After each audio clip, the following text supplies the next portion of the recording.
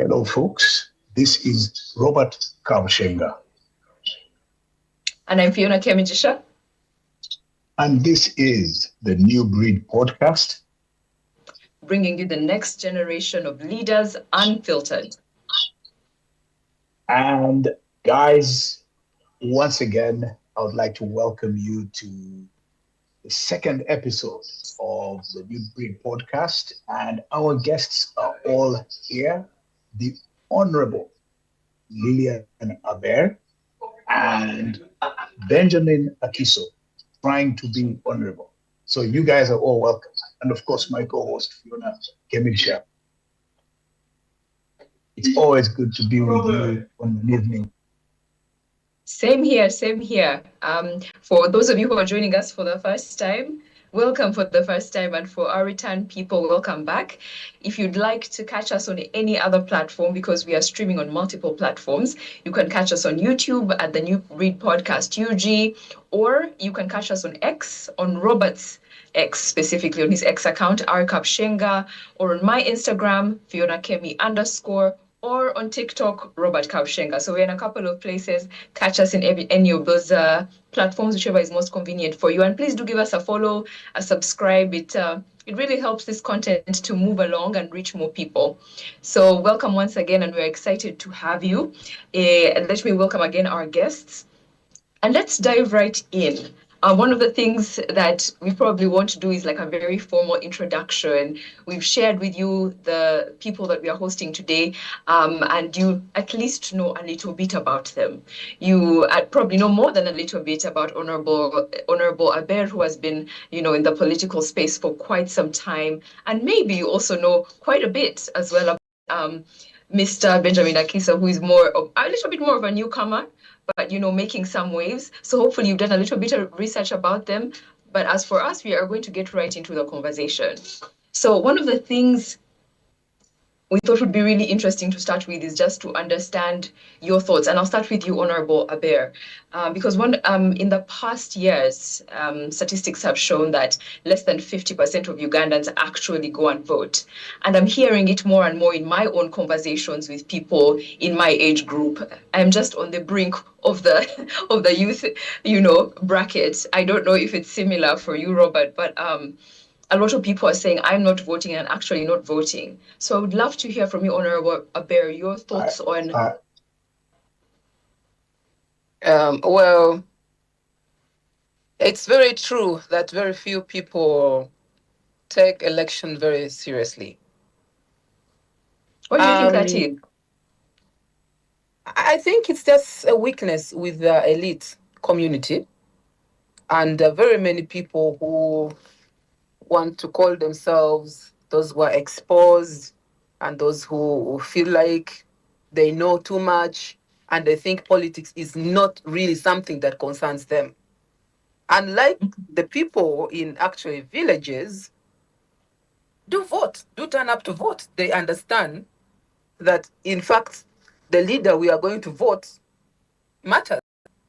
So today it's even getting worse. Many people think when they make their utterances on social media, they abuse people on Twitter. That is it. It's a very big thing and it's a very big concern. And for me, as a leader, a former leader of the youth, I really want to speak to the young people listening this evening that it's really very important for you to go and vote. It's very important for you to go and exercise your right on who you would like that person to get the mandate to lead you for a certain period of time.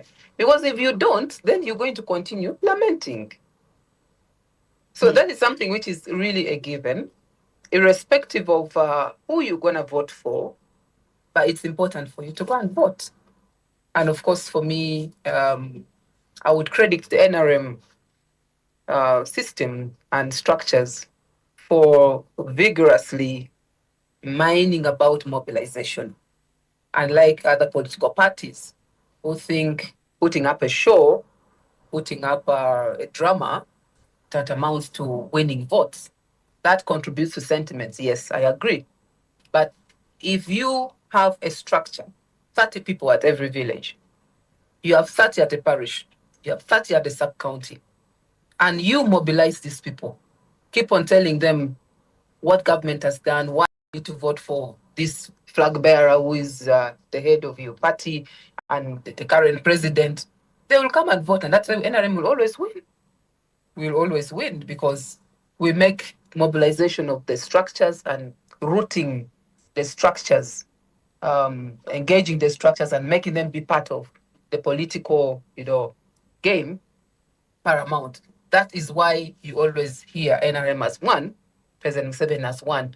Unlike other political parties that will wait to complain that, look here, my elections were rigged, but you don't even have 10 people at the village. So how do you calculate the numbers of votes? So yes, it's very important to come and vote. I really want to encourage everybody listening to us now that please vote, because you have 5 years of determining service delivery, how we are going to appropriate resources, what are the key areas. And if you look at the campaigns now, the president's campaign gives time to a party chairman to speak the memorandum, to explain what are those issues. And you hear people saying, oh, Your Excellency, we need this hospital to be upgraded.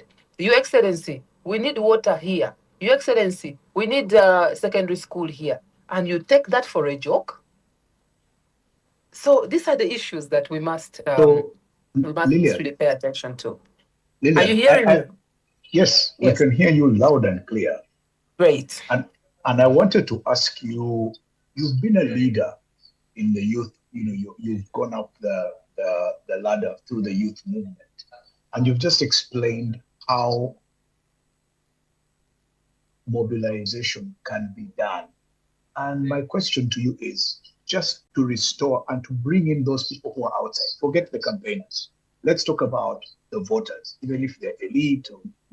How can we bring people back into the electoral system so that they see it the way you see it, the way you've explained it? How has it been successful elsewhere, and how can it be replicated so that people see their civic One thing that participate in the electoral process? One thing that we are already doing, that I give credit to this space, is to ask that question. That's already a contribution. Because we need to have this platform to tell people that you have to come and participate in the electoral process. You see, if you've not hosted this space, we were not going to, maybe people who are listening to us now would not understand why we need to participate in the electoral process. I see where I'm trying to pin down the elite community is that we talk too much on social media, but we don't take trouble to go down and engage with those who don't have access to this kind of space. So the commitment I would like whoever is listening to this conversation is that you need to make a contribution to changing that narrative and explaining to people why they need to vote and why they need to listen, to go and attend a rally and listen to the message of their leader. Like myself, I'm the woman member of parliament for Kitco. Where are you going to get me to ask me questions on what I mentioned in my manifesto if you don't come to my rally in Kitco and listen to me? So election process, those who speak louder have made it look like it's just, a period that will come and pass anyway. Whether I don't participate, those who normally participate will participate. That's why we have very low vote turnout sometimes in some areas. So you and I must continue this conversation, and not only here, but maybe to the lower medium of communication, and speak to people and purely explain why and how it affects them if they don't participate. If I may, Benjamin. I think what I'm hearing, what I'm hearing quite a bit is almost a loss of trust somehow in the processes that we have. So I'm curious to hear from Benjamin. What do you believe is the reason why fewer and fewer people are actually taking part in voting? What do you feel is the real reason? Thank you so much, Comrade Fiona Kamgisha, to our listeners that have tuned, very good evening.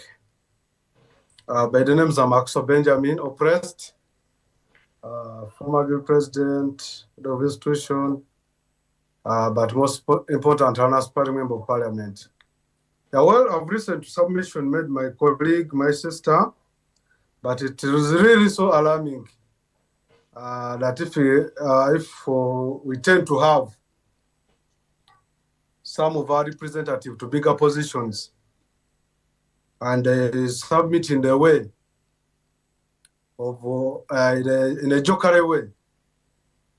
No, that's my opinion, Benjamin. So you just have to go ahead to your opinion. Benjamin, I'm I not think joking. I'm very serious about what I'm saying. Let's go to your opinion. let's come back to the issue. No, I think Would and there has been a lot our of style injustices. here. Ben, just a second. Past, Ben, 1 minute. I think the question that Fiona was asking is what in the election process needs to be done in order to restore the confidence and increase participation of those who may have lost trust. Let's leave Lillian's views and how she put them aside. always, thank you so This much. is your turn to say how you can persuade us. Always to determine the future, you first of all have to benchmark from the past, the present, on how we can determine what will transpire and the elections we want to be as Ugandans. But when you look at the past, there has been a lot of injustices happening. Some of the injustices have been documented, and every other person here has witnessed what transpired during the Besge's time, during the 2021 election. It was quite challenging to some of us, to an extent, some of the Ugandans have abandoned and have lost trust in the electoral commission and the electoral process. But all what we want as Ugandans who are yearning for change, we want to see a democratic Uganda with a genuine multi-party competition and a peaceful transition of power, done especially by the ruling government, of which it's not a matter.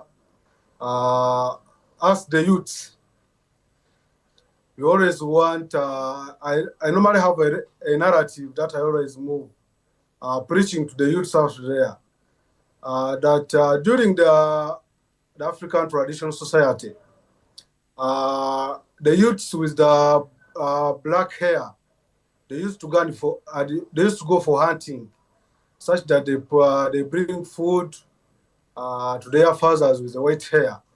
Not again, there was our fathers with white hair, the elders, to go and hunt for us. So I want also that narrative to be subjected to be put in practice to the current situation we are in, and in the future that we are heading to.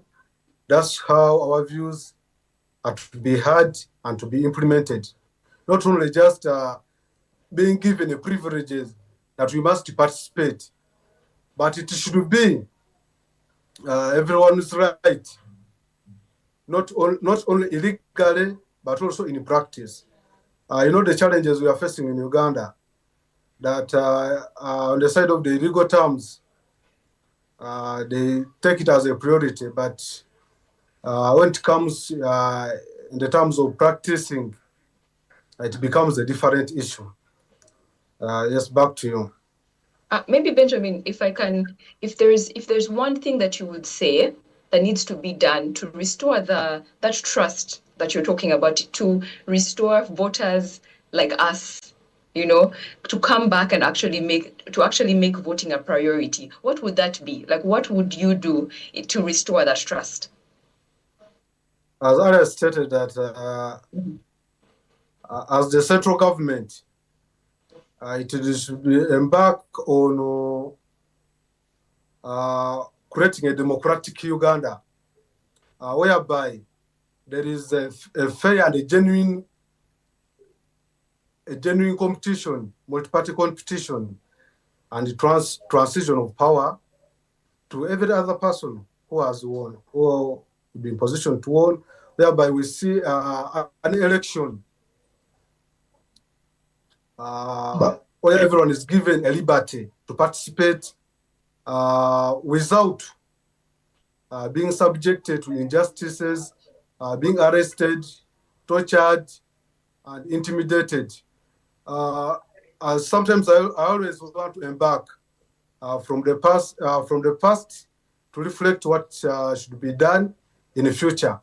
During the colonial rule, when we were still under captivity, these colonials, the whites, they used to use divide and rule, whereby some of our colleagues and the leaders were subjected to some of the privileges, like soap, bread, and milk, and their children were well facilitated,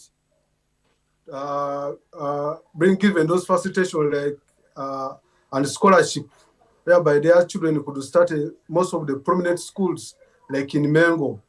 But it reached a time for those people, they were trusting and were preaching the gospel that the whites are good.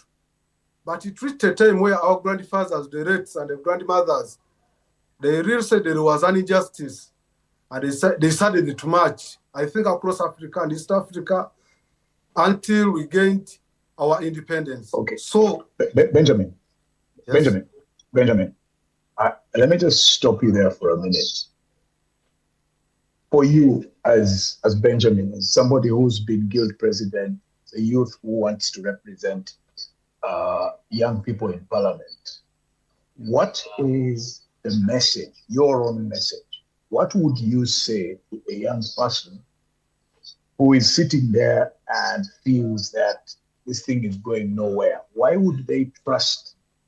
What if it's going nowhere? Why are you participating? If there's injustice, why are you participating, and why should they come to vote for you? Why should they give up their sleep that morning, come and place the vote for you? That's the message I want to hear from you. What would you say to a person to convince them that it's worth their time to come and vote for Benjamin? I think at first we must also create a civic awareness and also political engagements to our fellow youths. First of all, by vote education, of which most of us from this side of opposition, we are not allowed to do.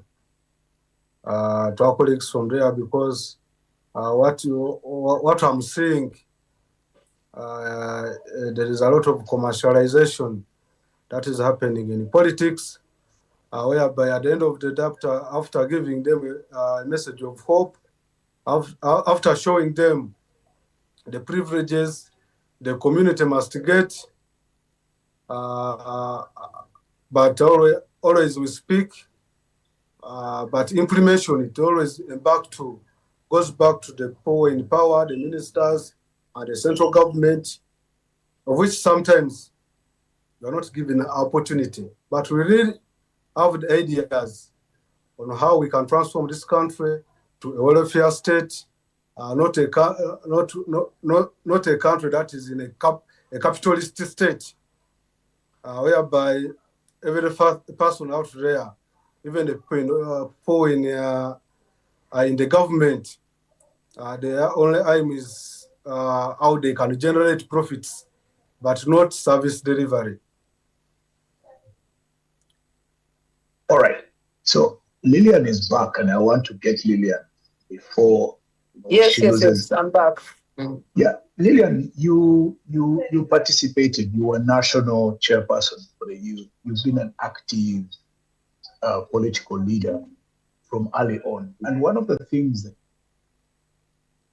interests me is your own experience in that journey. What does it take for a young person like you to contest for public office, to be a leader?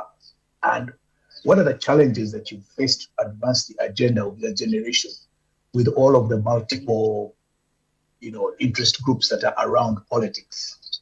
What's your experience in your journey? What would you tell a young person who is sitting and contemplating, a leadership journey?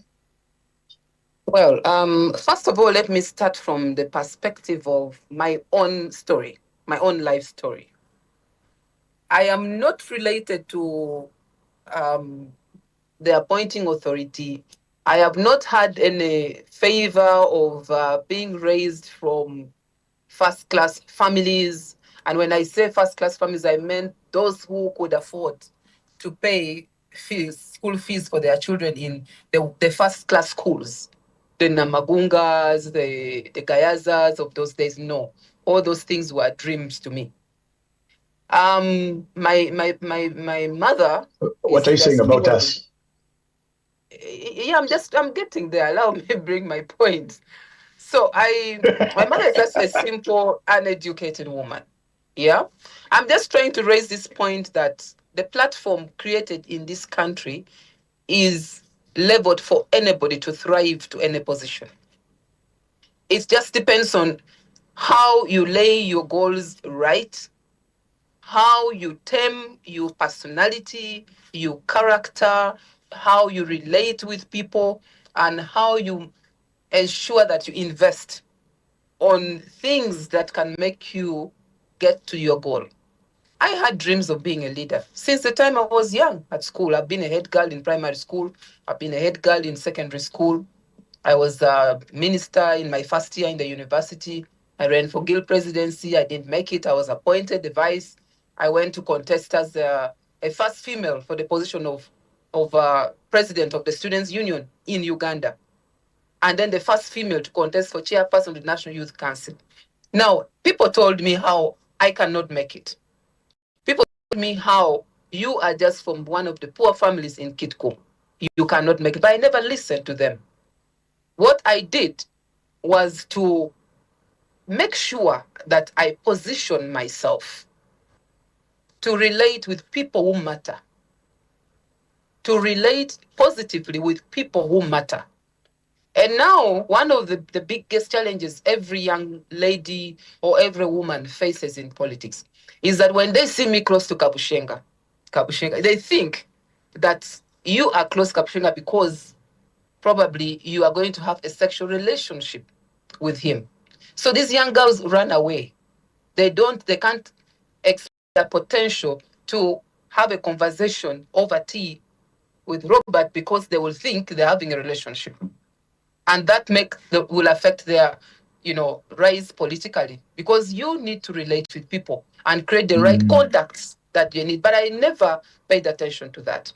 I would go looking for whoever matters in line with whatever I am chasing. And I want to speak to that young girl or young boy there, that don't pay attention to the lamentations of those people who really want to discourage you. That no, you cannot make it. You need this, you need to be that to make it. No. So young people, there is nothing like giving you anything on a silver plate that come and pick it. No. You'll have to make a decision to pursue what you want to pursue. So when I got done with the leadership of the youth, because that is something that is cut off by the age, I straight away made the decision that what is my next step now? I've at least accumulated some experience in leadership. Can I now go and contest for a woman member of parliament in Kitgum? I went for it. It wasn't easy. It was very difficult. I needed money. But when you make a decision and hit the road, somehow the relationship, the contacts, how you defined yourself, those people will come in to support you. Don't waste time listening to, because somebody has been tear gassed. So if I go there, I'm also going to be. No, you just have to follow the rule of the game. If you are going to contest in opposition, just know that if you don't follow the rule of the game, you're going to step on the thorns. No police officer is going to allow you to go and disrupt business in the streets. They will definitely stop you.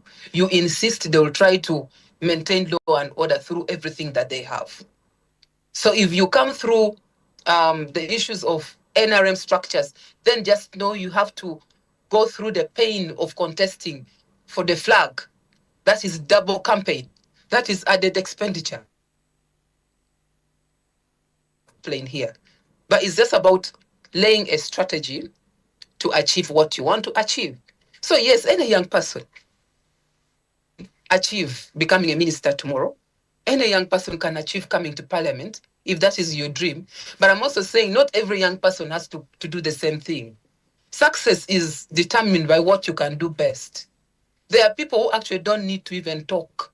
They just need to listen and put together these different ideas, challenge it, put it onto paper, and make their communications and still speak to the world and change their lives.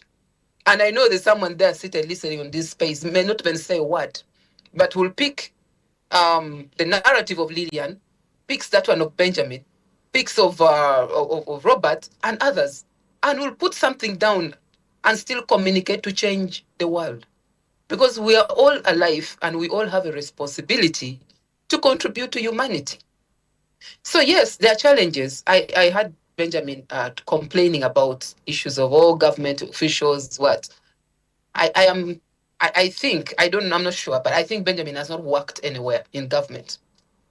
If you join government, you have been working, heading a very big entity before. You know there are rules. You know there is what they call accountability on certain things. You know there are things that you must do. But having said that, I am not aloof to the fact that some people misuse funds. And that is not about a party, or it's not about whoever is appointed. I mean, it's just about a rotten character that emerged from the family level, that probably the parents failed to instill that discipline and family values to appreciate the fact that you don't need to swindle public resources, to appreciate the fact that you need to make sure that you take what belongs to the people of Bulambuli who are suffering from the effect of landslides. And that is a given. Nobody needs to be following you. So as we're talking about all this vice that we have, Abshenga, it goes beyond the normal discussions that we have. For me, one thing I can tell you that I am totally irritated about, and in fact, nowadays when somebody starts a discussion which sounds like it's just a complaint, I switch off, because I want to hear challenging statements and giving a way forward. There is a problem here. You have a challenge in responding to disasters. You need to improve on maybe getting into proper machines that can support the speed at which you can rescue people if a disaster happens, because disaster can never be stopped. These are the disasters which are, they happen. It's bound to happen. You cannot stop it. Like, for example, flooding, the geography of certain areas in this country, there will be flooding in and out. So the issue is, so I want to hear challenges like, you need to do this, you need to do that. But if you think you want to contribute to a discussion and make it look like everything is finished, no. Uganda came from a certain state, and we can appreciate the fact that we are somewhere. I mean, it's all the challenges. There are big challenges that we need to address. But we need to appreciate the fact that we have moved to somewhere. Today, as we speak, Uganda's GDP, we are talking about 64 billion US dollars GDP. This is not what we had in the last 20 years. This is not what we had. And each and every time, every year, we are improving, getting better, but also having other challenges that you and I need to put these things together. So young people, for me, whoever wants to go into leadership, just go for it, knowing it's a hard thing to do, because now there is monetization of politics. And if you don't have a certain amount of money to facilitate yourself to win an election, it's not going to be easy for you.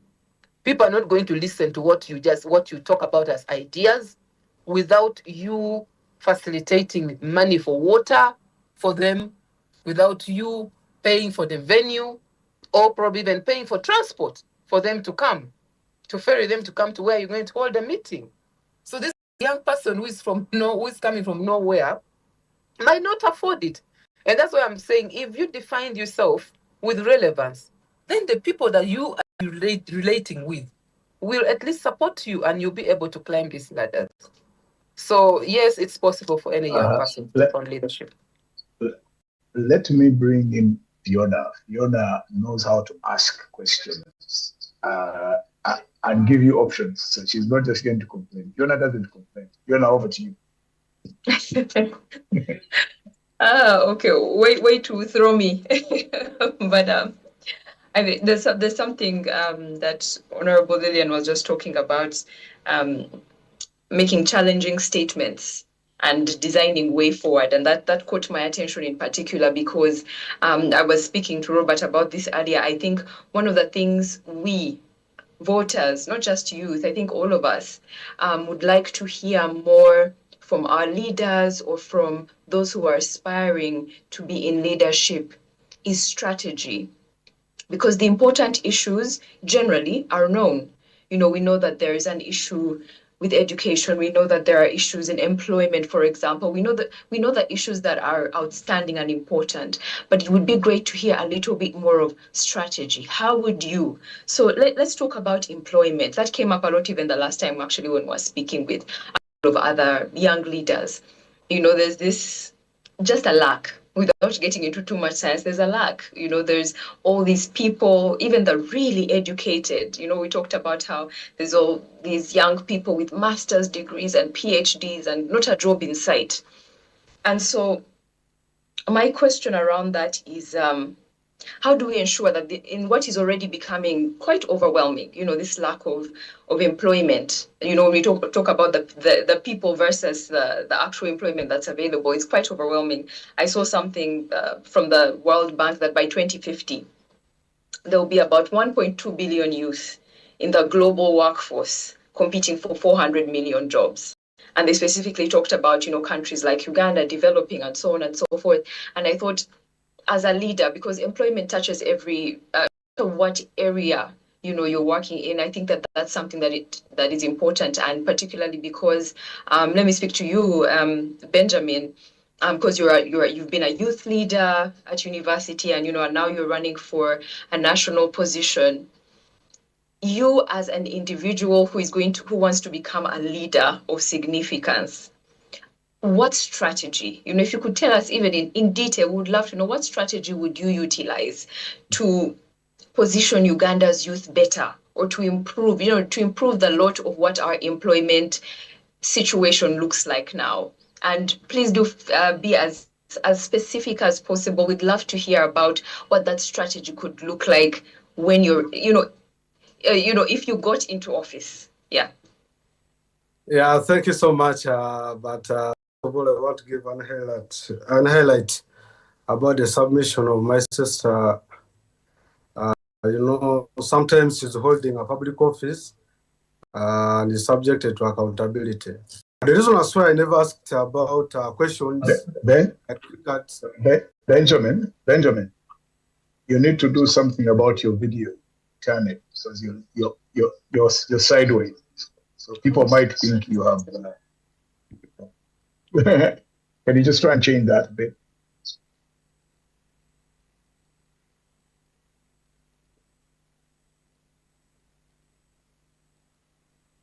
Is it like that? Yeah, that's better. Now we can see you. Yeah. Okay. Go ahead. So I was like that everyone is subjected to accountability if you are holding a public office. But the reason that's why I did to go in detail into our submission and responsibilities because in a recent crisis we had about the Kivubo channel drainage and something like that, up to now she has not delivered a report in regards to that situation, and she's responsible to what transpired. But back to the question. Yeah, but no, I can't deliver the report on the space because it's not part of a discussion.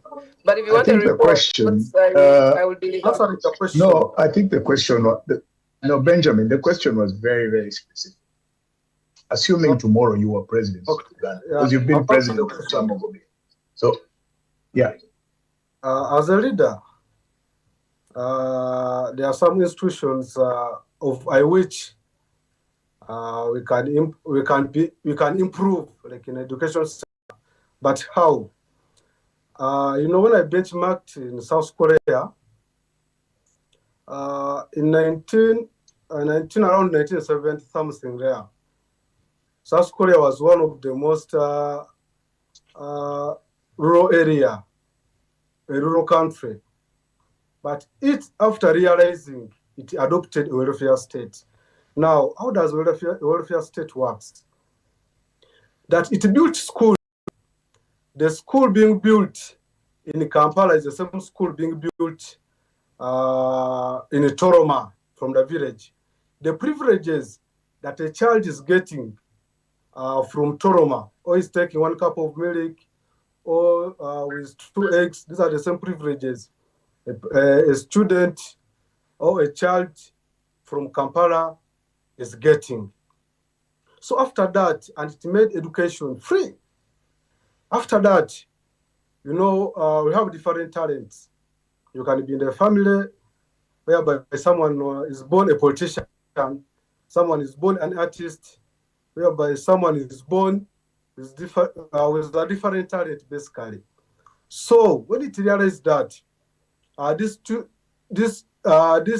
students started innovating, innovation started from their country to an extent that they produced best quality innovators.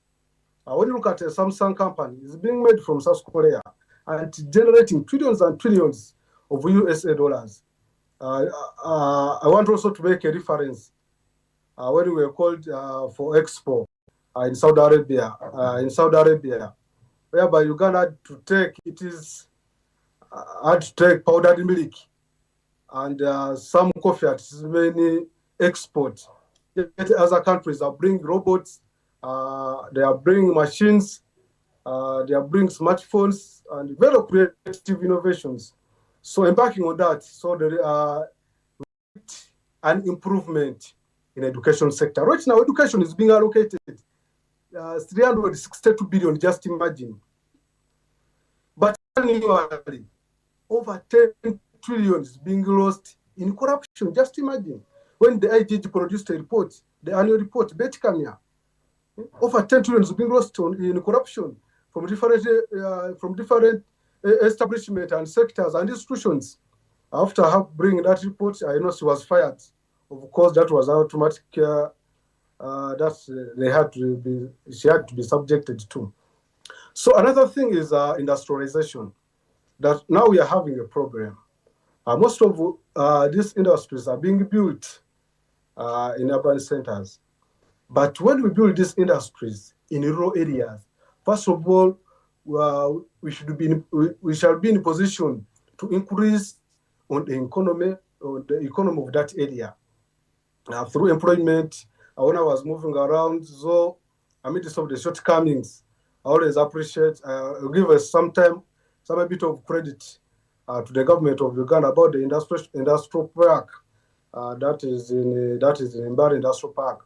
Yeah, it is giving the youths a lot of job opportunities, but it's also to be done to other areas, most especially in rural areas, to boost their economy. Yeah, I think that is it. Industrialization and also increasing on the amount of money being allocated to education sector. Okay, interesting. Okay, perhaps let me first maybe just to mention, Benjamin didn't talk about industrial parks in the industrial park in Bale. I just wanted to say that it's in the whole region. We also have Gulu Industrial Park, and we have other areas that they have also established a similar thing. That's why you've seen the president's campaign is bringing out these youth who have been trained through the industrial park, and he has also gone ahead through the State House budget to allocate money in every district for them to start up a circle and facilitate now what they learned from the park. But that is the purpose of the government, so we must not give, when we are giving a certain credit, just out of our appreciations, because it is the government dwelling on our taxpayers' money. It must allocate the resources to where it's supposed to be. I mean, I just wanted to, Lillian, just to follow up on what Fiona asked. Yes. Again, you've had the opportunity to be chairperson of the National Youth Council. You are now in government. What do we do how do we create opportunity? What are the steps that you see that can be taken to create opportunity for young people to work? I think that was the main question that Fiona was asking. So I'd really like to hear from you on that one as well. Well, Honorable, I think your phone is muted, so we can't hear you. Can you now hear me? Yes. Yes. Okay. Yes, now we can hear you. Great, that's good. Now, it's very important to engage the young energy productively. And I also want to draw your attention to some of these areas that the president has. I think as a teacher, a former teacher, he has really repeated this issue. He keeps on talking about it. The sectors that offer employment. Majority of our young people are still embedded into the idea of a white-collar job. And white-collar jobs can never be enough. The public sector can never employ everybody. That's why the president has talked about industrialization. That's why he has talked about agriculture. That is why the president talks about the service industry. Because those particular areas, those are the areas where many young people can get employed. But also talking about the education mind that we have now. I'm happy that the curriculum has been revised and now it captures quite a lot of hands-on skills. And that will take on, of course, with some time. People will learn to adjust to that and they'll pick it up. And even the grading has changed. But what we need to continue telling the young people is that for the world, even Uganda, to develop, we need to increase on our productivity. How much can we produce? And how much can we export? And how much am I contributing to that as at an individual level?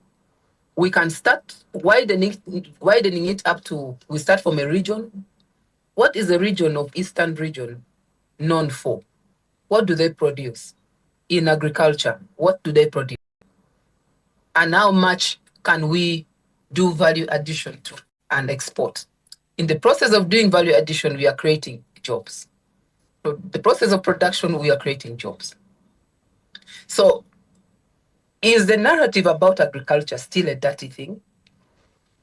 That somebody prefers to go to the university, attain a law degree, or whichever degree they attain, come back and sit at home and wait for the day they'll advertise for a job, and then go to apply. And then we have 1,000 applicants. Then you're praying and you're looking who can, and I think today I should also say this. Most people think that for you to get a job, you must be connected through somebody. But there are very many people who got jobs just on merit. Yes, I know that some people are connected to get jobs, or even many of them. But I also know that when you qualify for a certain job, you can also get it on merit. So there are people who are seated with first-class degree, keeping it under the bed and waiting for the day when they'll get a white-collar job. Now, that is not going to solve the problem of poverty. But the person who gets out of the university with an idea to make money alongside the profession that they have attained normally finds themselves somewhere surviving and getting at least some money to meet their issues. So issues of industrialization is very key. And we need to continue supporting. And you need to support the president in these discussions, because that is what he has always talked about. Education, the president came in with the idea of free education, UPE, where people are supposed to go to school and they don't pay money. But our local, administration of these schools still chase away kids because of 15,000, 20,000, and all that. Well, there are challenges, but what was the rationale for UPE? It was supposed to be meant for free education for those who cannot afford the other private.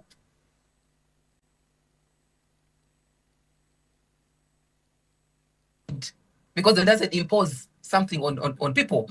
If it is an idea of privatization, then the ideas are going to be discussed. The members of parliament are going to discuss it and agree that it is done or it is not done.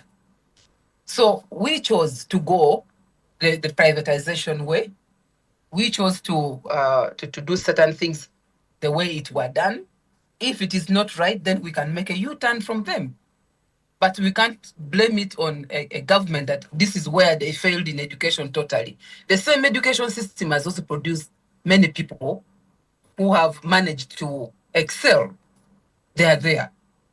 So issues of employment opportunities, we need to look at these sectors and talk about them and encourage young people to go in these sectors because that is where there are many jobs. Now, one of the things that I advocated for and never achieved when I was a youth leader was the issue of minimum wage.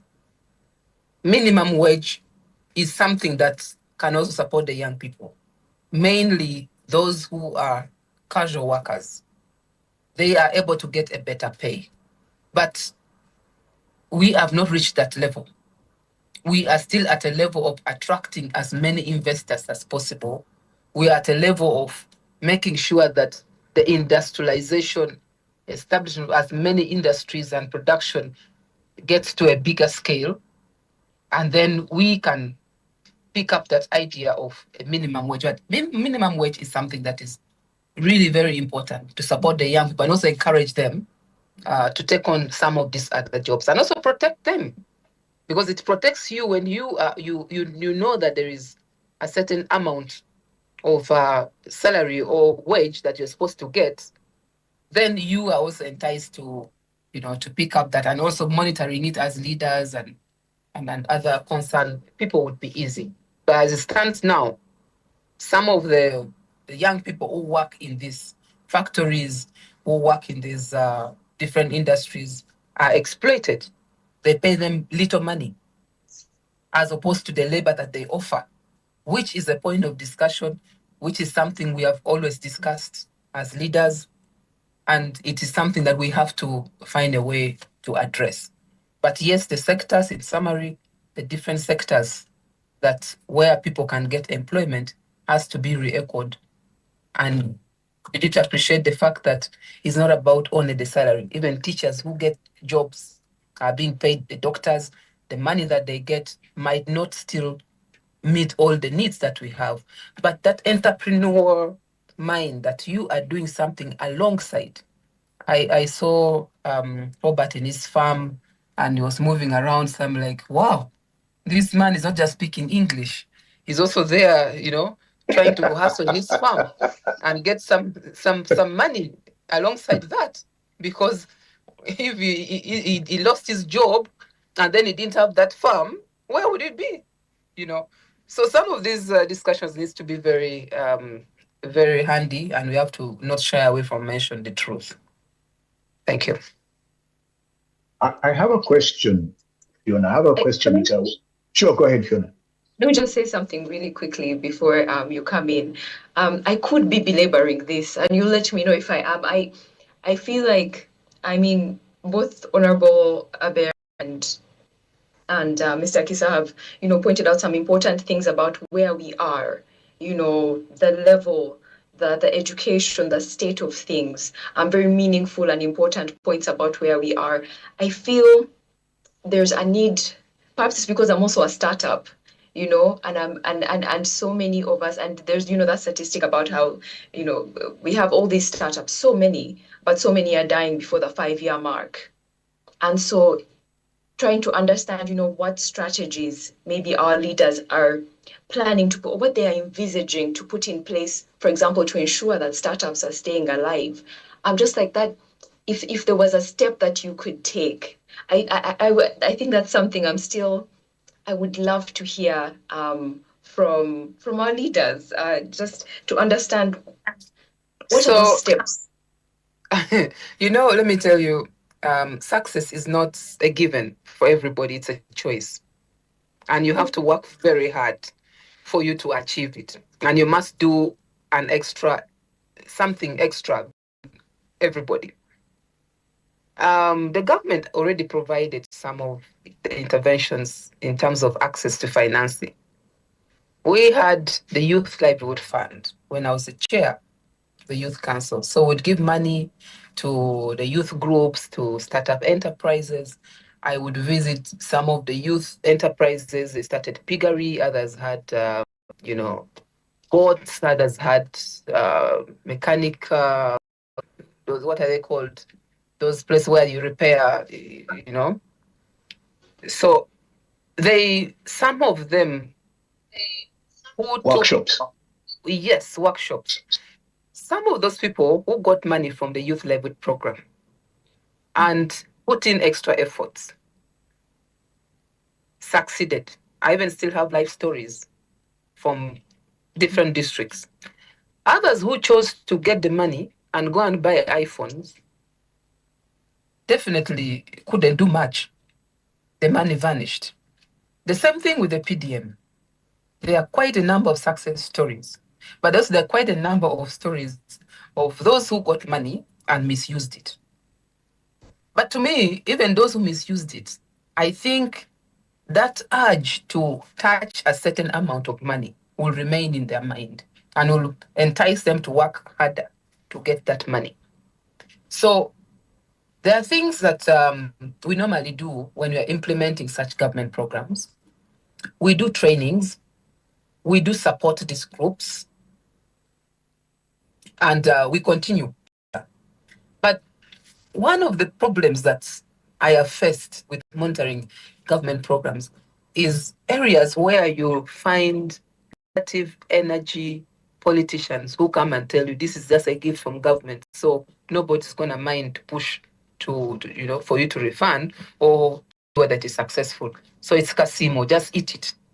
That was actually, I learned that Luganda word when I was monitoring youth livelihood program in Buganda. I didn't know Luganda that much. At least now I can speak. So they told me, but chairman, they used to call me chairman because I was the chair of the youth council. And in our act, it has chairman, doesn't have chairperson. So they'd call me chairman. Casimo, this is Casimo. No one's going to tell us to pay. So for us, we decide to share the money among the groups. And that is it. We shall start our own businesses. So that the thing that maybe the young people don't want to work in a group. Probably let's see how to support them individually. And then we've introduced what we call the Capital Venture Fund, which was with Centenary Bank. Yeah. And that money is still there up to tomorrow with Centenary Bank, Capital Venture. But young people, some of them don't know that that money is there. And even the Youth Livelihood Program is still a revolving fund. Those who got it in the districts, they're still there, but they don't go to get it.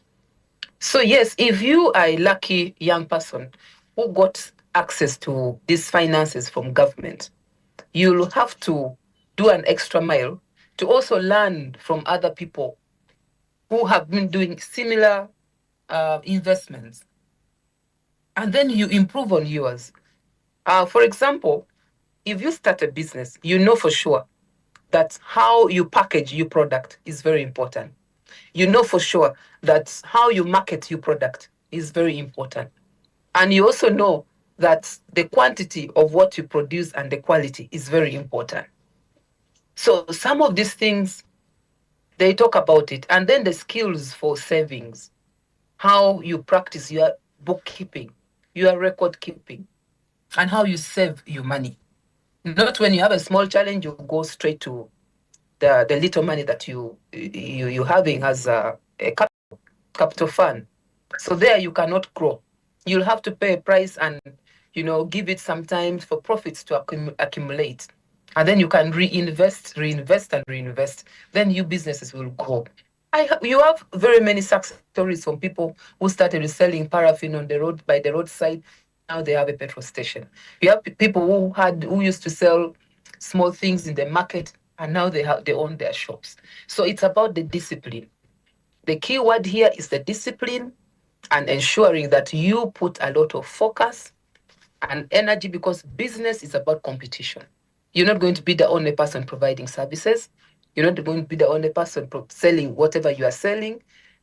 You have to ensure that you keep the discipline, you make extra efforts to market your products and do all these things that I have mentioned. I don't want to repeat them. So for me, I think that is where the gap is. Okay, so what I'm hearing you saying is that there are already programs in place that provide financing that perhaps we are not on the pulse of. Does that mean that these are opportunities that are already maybe published? I mean, if there's a startup listening and there is some that we can actually find these resources, I am sure that would also be helpful for us to understand. Yes, absolutely. Districts have this information. The Ministry of Gender, where the Office of the Young People lies, have this information. It only takes that young person who is interested to walk there and be guided on how you can access these funds. If you're a young lady, you can still go for the Women Fund. We also have the Women Fund. Yeah. So these opportunities are there, still under Ministry of Gender and the district. There's somebody called the CDO, the Community Development Officer. In every district, there is a CDO. Please go and visit these people. Ask them how you can access these funds. Ask them what is available, which lot can you benefit from. Even this training of these skills, we are talking about the industrial parks. They recruit people every 3 months. We take another lot. So if you're coming from Acholi, know that Gulu district has got a training center where you'll benefit. So go to the office of the RDC and the office of the COW, because that is where they do recruitment from. And you will go and learn, and you'll benefit from that allocation that the president has given every district. I think it is 50 million per constituency for a certain group of the youth to come together and form a circle and be able to work together, and they produce more of whatever they want to do. So these opportunities are there. Okay, let me over to you, Robert. We need to, so I think, one more big question for both of them, Fiona, then we start winding it up. We've got to let Lillian go. She's got some work to do. So I'll start with, this question is to both of you, and it's exactly the same question.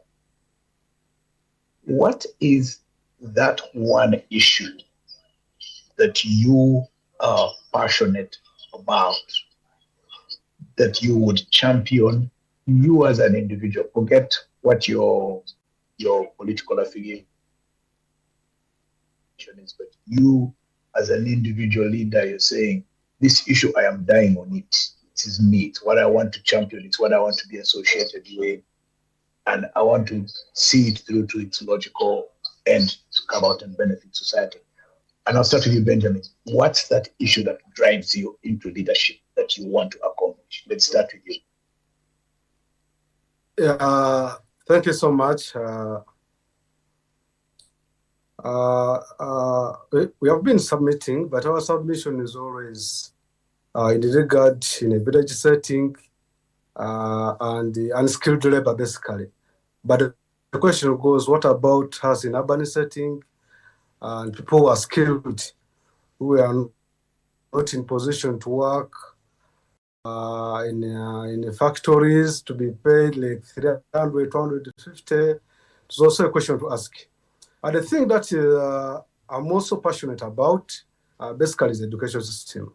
To give a reflection, a recap. When I was a guild president, when I contested to be a guild president of Chambogo University, I was championing affordable and actually free education to all students in Uganda. So when I preached about that message of hope, when I was benchmarking most of the countries like Denmark, Germany, that have free education that do they offer to their citizens. And when I realized that, but the question would be, where can we generate this money from? We can generate this money when we as individuals, we are passionate, we have humanity, and we are patriotic about our country. Because when someone is patriotic, what has led most of the how Uganda being exploited, it is through corruption. That every person who gets an office, he eats that money, satisfies himself, plus the family, and also the friends. It is always called survival for the fittest. And at the end of the day, they don't do service delivery to us. So when I was a guild president, I started championing it. Starting from surcharge. It was a bit burden, permitting students who have completed tuition to a bit 70% should be allowed to sit for an examination, whereby I was not given a hear, and I resorted to calling a general assembly. That led to my expulsion as a guild president. But I insisted on what I was championing too.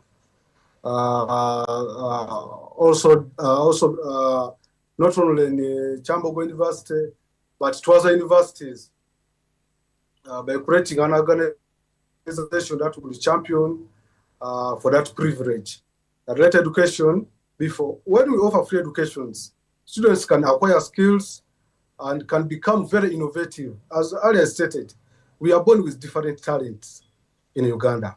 But how can a child of a farmer become a doctor? Yet a cause someone to become a doctor can go to an expense of over 8 million, just imagine.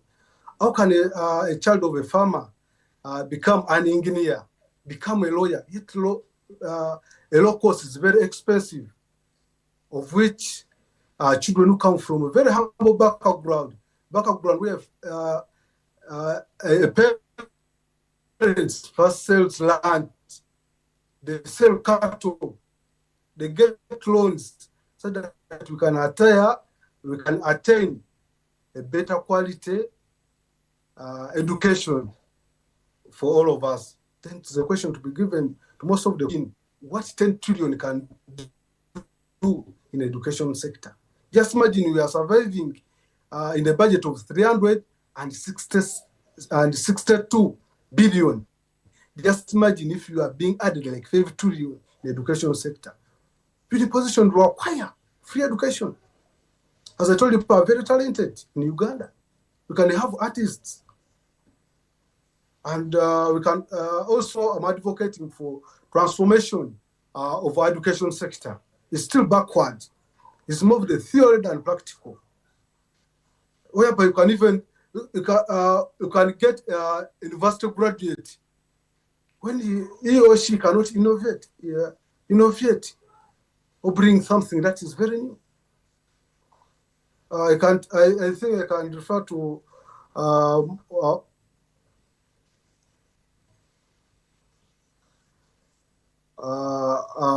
most of you the cost and the co-host. When we look at Comrade Kemi,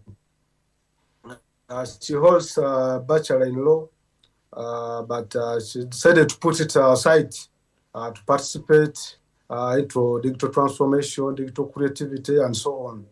I thank her for being a bit innovative, to be a bit innovative for that. Also, Comrade, our senior Robert Kabushenga, took the priority in farming that Nkumbi Telimba, that's the narrative mostly done by the village. But just first give an example of us in town, in urban areas who don't have that land. to participate in farming, whereby this amount of money being allocated to us, like 1 million, like someone living in an urban center, what can 1 million do? Ideal, what can it do? Basically nothing. If you start from your rent is above 300, you go to the costs of living, the expenses are very high. So at the end of the day, that money is not productive. It only helps people in the village setting, actually in rural areas and unskilled labor. That's what my question was. That what about of us who are skilled and living in urban centers? What package does the government have to us? At the end of the day, it is nothing until waiting for the genesis and the start of elections, and they come up with empty promises. It also goes back to the question that you have been asking of no turn up during the voting process. People have seen that most of these elites have used them as a stepping stone to acquire their success, benefiting from the privileges. They come up with empty promises that we are going to do this and this, but at the end of the day, they can't enjoy the national cake alone and leave out people who brought them in power. That's Okay, so let me in the state. People are not passionate. Okay, let me hear. They're not patriotic. They lack that essence of humanity. Let me hear from Benjamin. Roots. Let me hear from Lillian what she's passionate about. The one thing that she would like to drive through, given the chance. The one thing one cause she'd like to champion.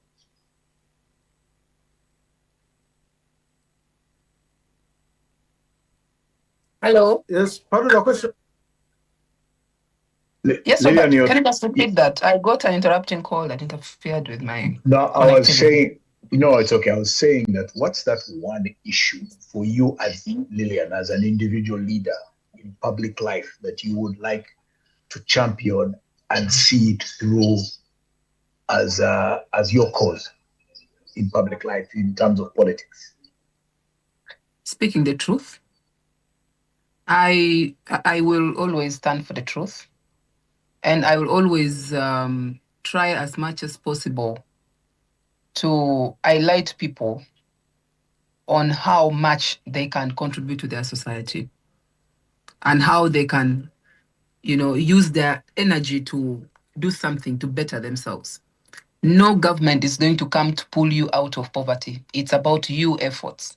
Government can only create avenues to accelerate who you are supposed to become. But it's about you taking a decision to do things differently. So stop the blame game of saying, these people A, B, C, D. Ask yourself why the few are making it through. And yes, you can be among the few to do that. So for me, I think I'll always be this leader that will speak the truth, call a spade, accept challenges where they are, and work hard to improve them. But as young people, as a fellow young person, I have to make that commitment to always guide the young people and also avail as much opportunity as I can to the young people, just like I've been doing. And of course, with the responsibilities of offices that we hold, for me, I try my best to deliver. Every office that I hold, I try to really work so hard to deliver to my best of the abilities. I may not do 100%, but I know I will try to do at least 70% and work more to achieve the remaining percentage in future. So my commitment to young people is I will always continue, speaking for you and trying to guide and trying to, link you up to opportunities which are available. Can also avail myself for questioning, for advice, for guidance, and maybe that contribution can make a better world around me. Yeah. Now over to you for our final question of the podcast. All right. Our final session or final segment is really to hear from both of you, actually. We'd like you to ask each other a question. So, assuming that you were contesting for the same position. That's a nice one. Assuming that you were contesting for the same position, the two of you, perhaps let me start with you, Mr. Akiso. What's one question that you'd like to ask, that you would ask Honorable Aber, that you would feel the voters would want to hear from her about? Just one question. Please go ahead. As a minister or as just an individual? Okay, let's assume you're both running for a ministerial position. Let's have that assumption.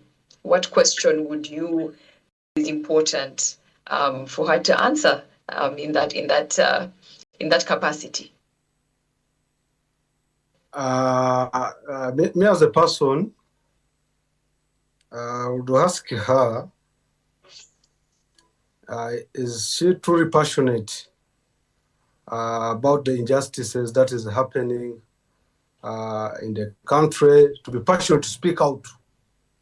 And also, is that for us to achieve for what we are all yearning to, are we supposed to be affiliated to a certain political party to achieve the goals and also deliver the services? Benjamin, is there a way you can put it in one question, kindly?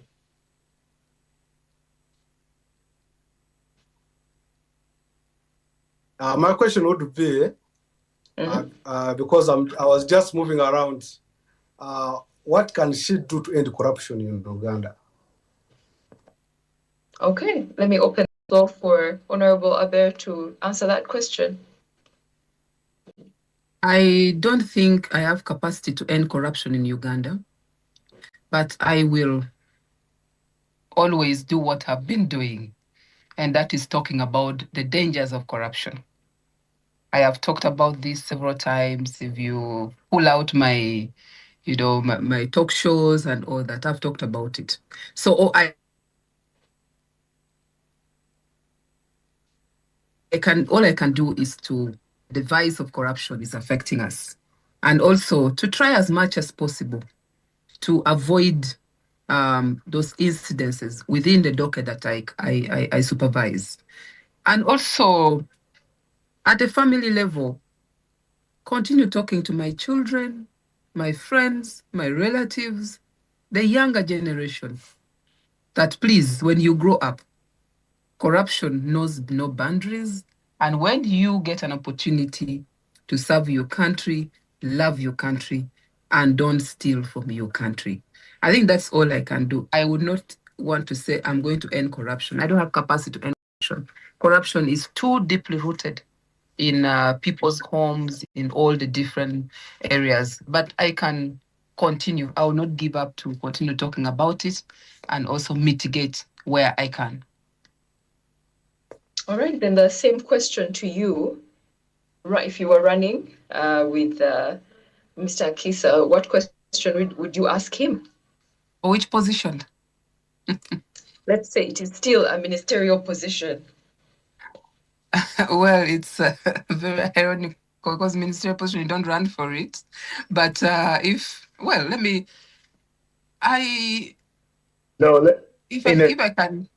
can just ask Benjamin. A political contest.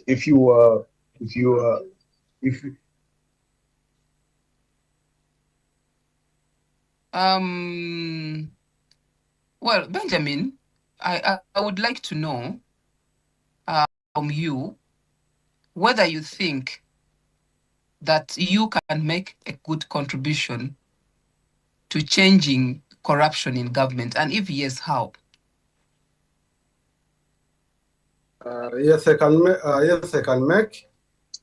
But always our country's future will depend on today's how the oppressed citizen we can transfer that pain of brutality, of corruption into a purpose, because always change is never linear. There will be resistance, there will be criticism, setback, the sacrifices we are going to make, but at the end of the day, history shows that no system of oppression lasts for. No, we're talking about corruption, not oppression. Oppression and corruption are two different things. I'm asking how, if you are part of government, how you would fight corruption. When we are united, when we are persistent and creative, we can end corruption. And when we speak about what is happening, I can give you a reflection of what transpired in 2024. That was last year. When we rose up, I had risen up and we marched to the Parliament of Uganda. And we protested about how these people were expending the money, the corrupt officials, which led to even the imprisonment of some of the ministers, those of Mawanda, when we acted, because we started by speaking, actually by writing to them, tagging to them on social media, creating awareness to the public. We spoke, and at the end of the day, we acted. And these people were exposed. They were exposed, and whereby the government was left with nothing to do rather than to imprison the victims. Starting from the Mavet saga, it was a sort of corruption from the Iron Sheet saga.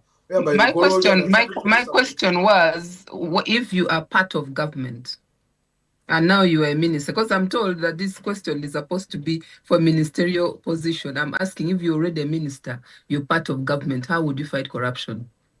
First of all, I did not ask what you have done to fight corruption. I told you if you're part of government.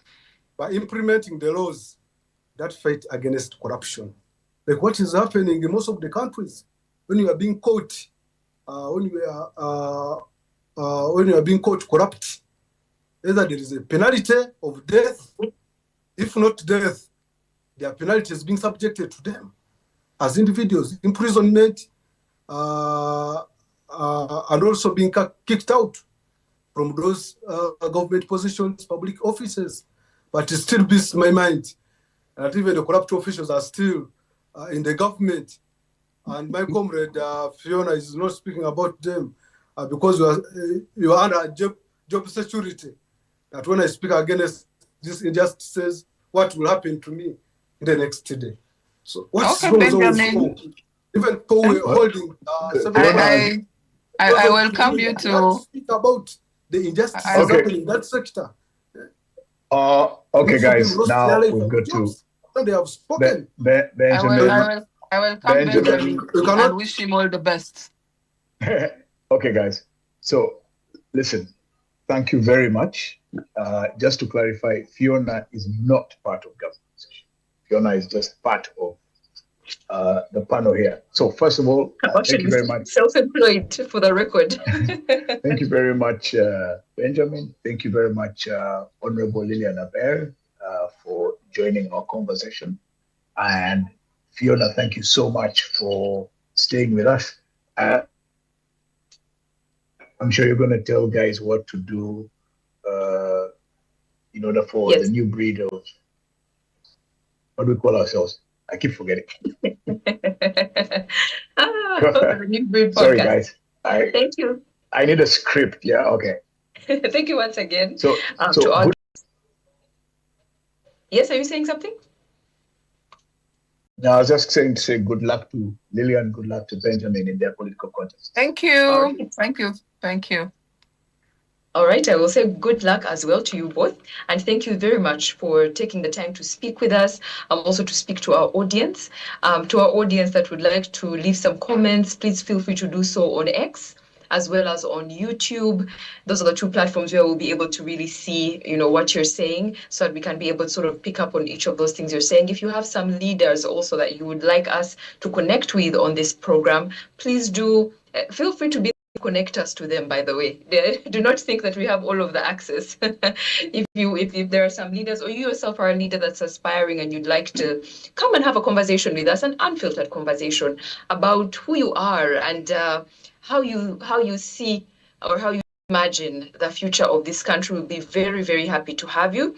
Once again, it's been a pleasure to have you this evening. Our audience, thank you very much. From myself and Mr. Robert Kabshenga, let's wish you a good evening, maybe afternoon, morning, depends on where you're tuning in from. And we'll see you next Monday, same time, same place. Bye-bye.